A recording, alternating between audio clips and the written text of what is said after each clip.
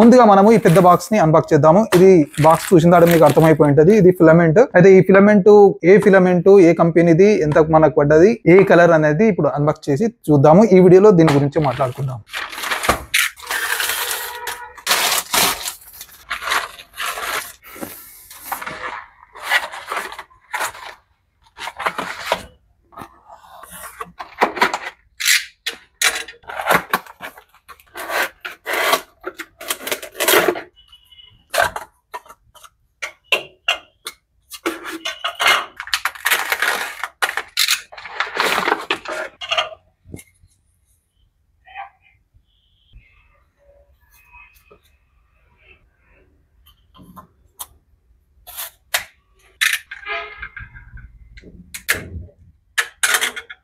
అయితే ఫ్రెండ్స్, ఇది original బంబు lab తరపున వచ్చే PLA ఫిలమెంట్. అయితే ఇక్కడ మనకు స్పూల్స్ రాలేవు. అంటే ఇక్కడ 2 కవర్స్ ఉంటాయి కదా ఫిలమెంట్ కి, అవి మాత్రం రాలేదు.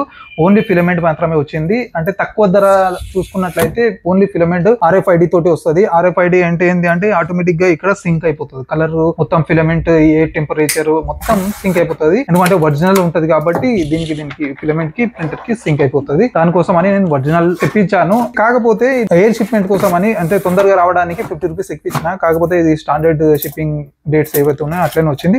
అయితే దీని ప్రైస్ చూసుకున్నట్లయితే నాకు షిప్పింగ్ చార్జెస్ 180తో కలుపుకొని, GST కలుపుకొని 1330 రూపాయలకు మనకు ఒరిజినల్ PLA 1 kg వచ్చేసింది. ఒకవేళ మీరు కూడా తెప్పించాలి అనుకుంటే కమెంట్ చేయండి, లింక్ షేర్ చేసేస్తాను. ఎందుకంటే అక్కడ ఇక్కడ చూసినట్టు వేరే వెబ్సైట్ లో చూసినట్లయితే 2000 పైనే ఉంది. తక్కువ ధరలో ఒరిజినల్ PLA దొరుకుతుంది కాబట్టి అదే తెప్పించాను. ఇక ఇప్పుడే